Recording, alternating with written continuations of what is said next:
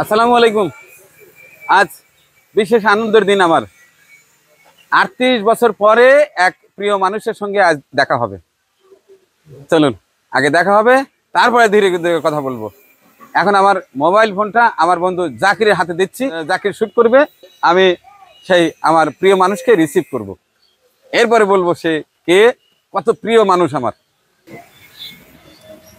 আল্লাহ, যাচ্ছি আমি সেই আমার প্রিয় মানুষকে রিসিভ করতে। আমাদের বাড়ির পাশেই শ্যামলীপাড়া বাস স্ট্যান্ড।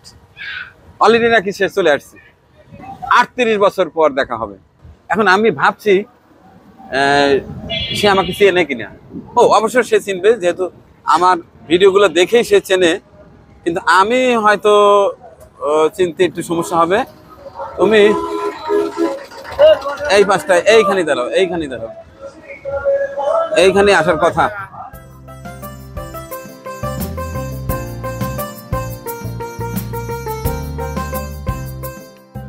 এটা হচ্ছে আমাদের উল্লাপাড়া শ্যামলীপাড়া বাস স্ট্যান্ড। এইখানে এসে দাঁড়ানোর কথা, আমি রিসিভ করতে আসছি। 38 বছর পরে আমি আর চিনবো কিনা, আমি কিভাবে খুঁজে বের করি বলেন তো। এইখানে এসে দাঁড়ানোর কথা।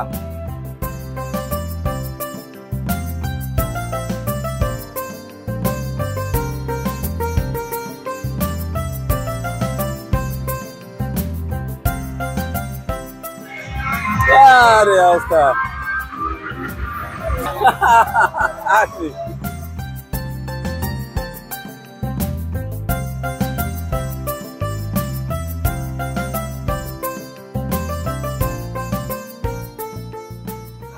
এই হচ্ছে আমাদের সোহান ভাই।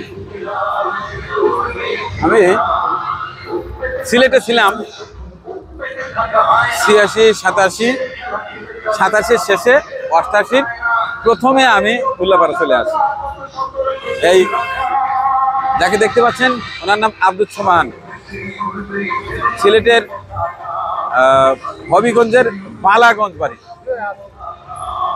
আমার।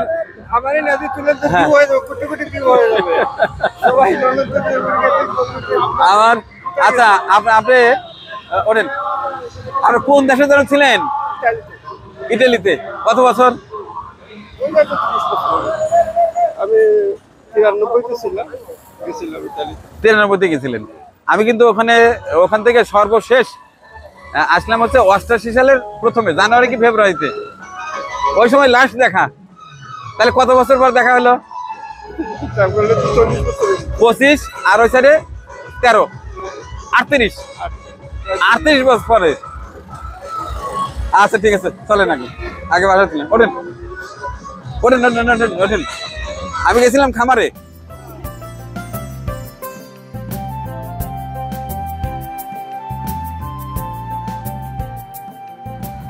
আচ্ছা, তাইলে এমনি সব ভালো আছেন তো? হ্যাঁ, চলে এলাম আমার প্রিয় মানুষকে সাথে নিয়ে।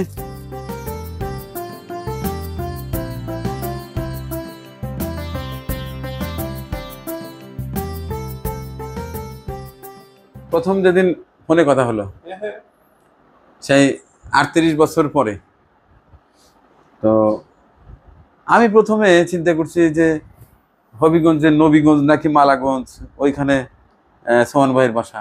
আমিও সন্দেহ ছিলাম যে আপনি সেই কিনা। পরে যখন আপনি কেমন করে বুঝলেন যে আমি সেই?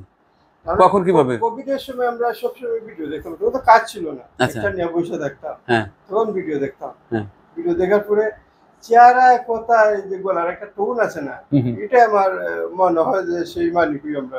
হ্যাঁ, তখন আমি দেশে এসে ফোন করছি, দেখি সত্যি মিথ্যা কত। আপনার ফজলু ভাই সাহেব কখনো বলে নাই? আমি কিন্তু ফজলু ভাই সাহেবরে বলছি যে সোমান ভাই সাহেব কোথায়, তাকে আমার নাম্বারটা দিয়েন, যোগাযোগ করতে বলেন, বা ওনার নাম্বার দিন, আমি যোগাযোগ করবো। অতটা গায়ে লাগাই নাই। এই হচ্ছে আমাদের সোমান ভাই। এই সোমান ভাই এবং ফজলু ভাই এনারা একটা ফটো স্টুডিও চালাতো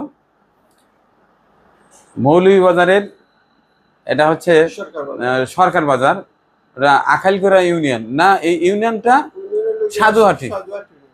সাধুহাটি ইউনিয়ন।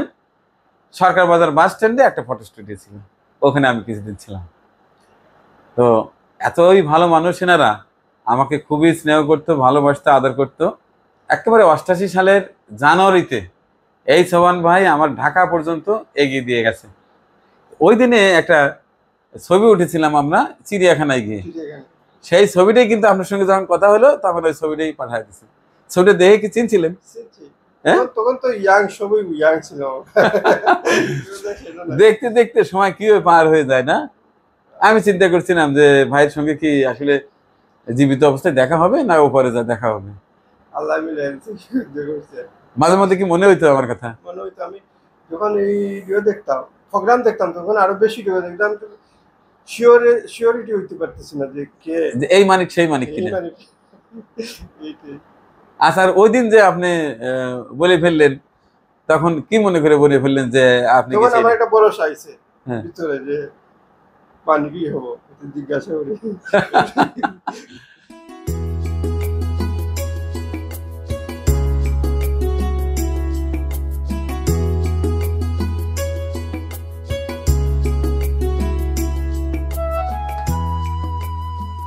কি গরু দেখে কেমন লাগতেছে ভাই?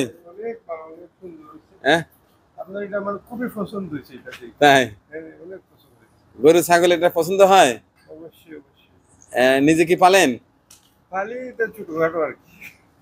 আচ্ছা, না আপনি তো দেশের বাইরে থাকেন। হ্যাঁ, আস্তে আস্তে হইবে ইনশাআল্লাহ। না শুনলাম আপনার শ্যালক বোধহয় কিছু গরু পালে। ওদের আছে, ফার্ম আছে।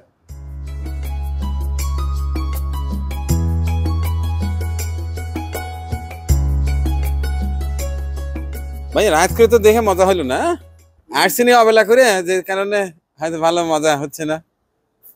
তো যাই হোক, তো জানতে চাচ্ছি এই যে এতদিন পরে দেখা হইলো মানিকের সাথে, অনুভূতিটা। অনুভূতি তো আর বুঝানি যাবে না এটা। হ্যাঁ, অনুভূতি যদি বুঝানি যাইতো তাহলে তো বুঝানি যাইতো, বুঝেন নাই? সিলেট থেকে আসছি এখানে খোঁজ পাওয়ার পরে 30 বছর পরে, 30 বছর পরে খোঁজ পাওয়ার পরে। 38 বছর পরে দেখা। 1986, 87, 88 ওই সময়টা ছিলাম ওই সময় খুব ভালো আপনাদের ছিল। ওখানে। আমিও তখন একেবারে কাঁচা ছিলাম, এখন তো পাকা হয়ে গেছি। সবাই এইভাবে। আর আপনি ছিলেন শুকনো, এখন একেবারে তেলের পিঠের মতো ফুলে গেছেন। হ্যাঁ, আমি আপনাকে রেখে গেলাম, রেখে আসলাম সিলেট, আপনি চলে গেলেন কোথায়? ইটালি। ইতালি। তো এই যে এতদিন দেশের বাইরে ছিলেন, কতদিন পর পর আপনি দেশে আসেন? এই প্রথমে আসতাম 2-4 বছর পর পর, 2 বছর 3 বছর পর, কোনো সময় 8 মাস পর। ইদানিং আসছি 10 বছর পরে। 10 বছর পরে। হ্যাঁ। আচ্ছা, আমি জানতে চাই যে আমার তো মাঝে মধ্যে আপনাদের কথা মনে হইতো, সেই সোবান ভাই, সেই ফজলু ভাই, তারা এখন কোথায়, কেমন আছে, দেখা হলে কতই না ভালো লাগতো। কিন্তু আপনার আমি ফোন নাম্বার কখনো পাইনি, যে কারণে আমি যোগাযোগ করতে পারিনি। তো হঠাৎ একদিন আপনি আমাকে ফোন দেন যে আমাদের একটা খামার আছে, খামারে ভিডিও করতে হবে। তা কয়দিন হবে? তখন আমার পুরো হাত ভাঙার ওই সময়টা, আজকে বোধহয় 15 দিন 20 দিন হবে। তখন আমি কি বললাম যে এই মুহূর্তে আমি যাইতে পারবো না। ঠিক তখনই আপনি কি বললেন, একটা কথা জিজ্ঞাইতাম পারবো কিনা। আমি বললাম যে ঠিক আছে বলেন। যেমন আপনি বললেন এটা কি পাবনা মানিকগঞ্জ, এটা বলছেন। বললাম যে না, পাবনা সিরাজগঞ্জ। তখন আমি বললাম আপনার ঠিকানাটা যে হবিগঞ্জের নবীগঞ্জ। নবীগঞ্জ। তখন আমার মনে হলো হবিগঞ্জের নবীগঞ্জ, আমার সোমান ভাইয়ের বাড়ি তো ওইখানেই। এই তখন আমি আপনার জিজ্ঞাসা করলাম যে আপনার নামটা কি? আপনি বললেন আব্দুল সোবাহান। এই তখনই একটা মজার আলোচনা কাহিনী আমার নতুন করে শুরু হলো। তখন কি করলাম, আমি ওই সময়কার একটা ছবি পাঠায় দিলাম। ওই সময়কার অনুভূতি কেমন ছিল? সবাই ফটো দেখাইছে, আমি আমেরিকা আমার শ্বশুরের কাছে পাঠাই, চাচা শ্বশুরের কাছে। এইভাবে একটা কাহিনী হয়েছে। আচ্ছা, এখন আপনি বলেন যে ওই যে সময়টা আমি ওখানে ছিলাম, যে কয়দিনই থাকছি, আপনাদের সঙ্গেই সময় কাটিয়েছি, ওখানে ফটোগ্রাফি করতাম, সবাই বন্ধু বান্ধব একসাথে ছিলাম, আড্ডা হইতো স্টুডিওর ভিতরে। কি আনন্দ! একসাথে রমজানের সময় একসাথে আমরা পেপারে বসে খাইতাম না, ইফতার করতাম না, মনে আছে নি? এটা আমার সবচেয়ে বেশি মনে। আর সবাই নিয়ে আসতো, ফালাইতো মাটির মধ্যে রাখতো, সবাই খাইতো পেপার বিছাইয়া। আবার শেষ রাতে খানা হয় বাসাতে পাঠায় দিতেন, নাইলে আমি যা খেতাম টোটালি এখন তো আর ওই সময়কার মানুষজন আর নাই। না, কেউই নাই, কেউই নাই। এক এক জায়গায় একজন চলে গেছে, কেউ এদিকে, কেউ সেদিকে, কেউ লন্ডন, কেউ আমেরিকা, এইভাবেই চলতেছে দুনিয়া। তো আপনি তো আগে ছিলেন হচ্ছে শুকনা, এখন একটু বড় হ্যাঁ না একটু মোটা দাদা হয়েছেন। আগে ছিলেন একেবারে কি যেন বলে কঙ্কাল সার, এখন তো মোটামুটি ব্রাহ্মার মতো টাইপ হয়ে গেছেন। আর আমি আগে কেমন ছিলাম আর এখন কি কতটুকু আগে ব্রাহ্মা ছিলেন, এখন বেশি হয়েছে। তাহলে আগে আমি ব্রাহ্মার মতো ছিলাম, তাহলে খুব একটা মোটা কিন্তু ছিলাম না, তবে এখনকার থেকে ভালো ছিলাম, মিডিয়াম ছিলাম। তবে এই পরিবর্তনটা কি? পরিবর্তন কিছুই নেই আমাদের মধ্যে, বয়স যাইতেছে, বয়স চলে যাইবে, আমরা চলে যাব, এই তো আর কি। আপনার চুল ছিল কত সুন্দর, কত সুন্দর ছিল, মানে আপনার খেলা আছে কিনা? আমার তো খেলা আছে, আমার কাছে ছবি আছে, সবসময় উল্টা রাখতেন, একটা ভাবই ছিল অন্যরকম। আর আমার ছিল চুল এই পর্যন্ত। দর্শক, মাঝে মধ্যে আমি কিন্তু কথার মধ্যে একটু দুষ্টামি করে সিলেটি মাতমাতি, তুরা তুরা সিলেটি মাত মারতাম পারি। এটা কিন্তু শিখে লিছি সেই 86-87 সাল সিলুর থাকি সিলেট থেকে হয়নি, তুরে তুরে হয়নি, তুরা তুরা হয়েছে। আজ থেকে কত 37 বছর আগে তুরা তুরা সিলেটি মারতাম পারি।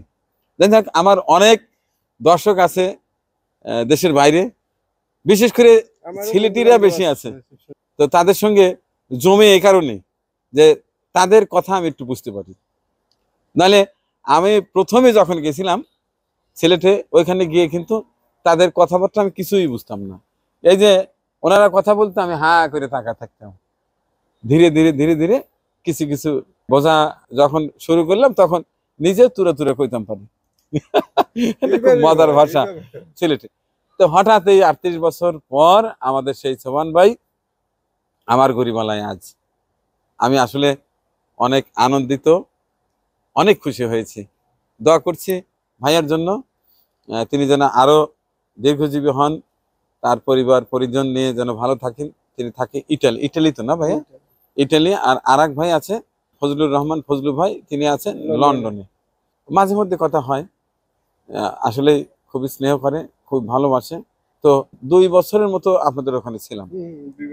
তো ওই সময় ওইখানে আমি কেমন ছিলাম আপনাদের সঙ্গে, ওই এলাকার মানুষদের সঙ্গে কি আচার আচরণ, এটা কেমন লাগতেছে একটু বলেন। এটা তো কোনোদিনই হয় না, তুলনা হয় না, চলাফেরা, আচার ব্যবহার আমি সবসময় আলাপ করি। আমি আমেরিকা তো বলছি, খুবই সৎ মানুষ, খুবই প্রিয়, সবকিছু ও আর গতিতে করে, ও সবকিছু আগায় নিতে চায় সবসময় কাজের মধ্যে।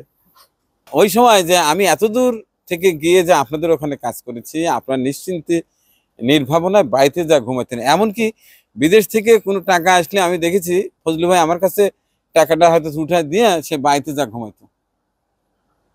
এগুলো তো আমরা লক্ষ্যই করতাম না, ক্যাশের প্রতি তো আমরা কোনো চিন্তাই আছে না। তা আমি তো সেই উল্লাপাড়া থেকে সিলেটে যা ওখানে জব করতাম, যে কয়দিনে কাজ করি আপনাদের ওখানে, ওইখানে কি আপনাদের একটু মনে হয় নাই যে এই যে টাকাটা মালিকের কাছে রেখে আমার বাড়িতে যা ঘুমাবো? এটা ধারণা কোনোদিনও নাই, এখনো হয় নাই। না, আমাকে তো আমার বাড়িও চিনতেন না। না চিনলে কি, আমরা মানুষ তো চিনি, মানুষ চিনি না, মানুষ তো দেখলেই চেনা যায়। আচ্ছা ঠিক আছে, অনেক ধন্যবাদ, আসছেন, খুশি হয়েছে। পরবর্তীতে আবার যখন দেশে আসবেন তখন আবার আসবেন ইনশাআল্লাহ, ইনশাআল্লাহ। তো আপনি বলেন সর্বশেষ আমার খামারটা দেখে কেমন লাগলো? খুবই সুন্দর হয়েছে, আধুনিক খামার হয়েছে, এটা একবারে খুবই সুন্দর। একটা বাগান বাড়ির মতো, খালি এটা ফার্ম না, এটা পুরো একটা বাগান বাড়ি। সুন্দর হয়েছে, চতুর্দিকে ঘুরে দেখলাম তো। হ্যাঁ হ্যাঁ।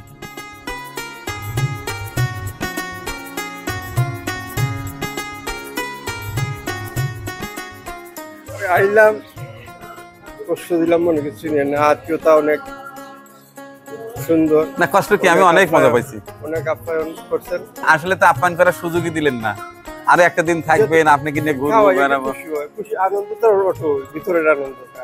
তো কেমন লাগলো আমাদের সিরাজগঞ্জ, আমাদের এলাকা? খুবই সুন্দর, ভালো, খুবই ভালো লাগছে আমাদের পরিবেশ, খোলামেলা পরিবেশ। আমি আপনার মুখের দিকে তাকা শুধু আশ্চর্য হয়ে যায় যে এটাই সত্য। আমি আপনাকে সিলেটে রেখে আসলাম, তখন এই গাল এত টব্বা টব্বা ছিল না, আর সেই সোমান ভাইকে পাইলাম আমি একেবারে গালটা মানে তেলে পিঠের মতো খোলা, মাথার চুল নাই। হ্যাঁ, এটা টাকার সময় নেই। আবার আমার ছিল বড় বড় চুল। আমার কেমন ছিল আপনি বলেন?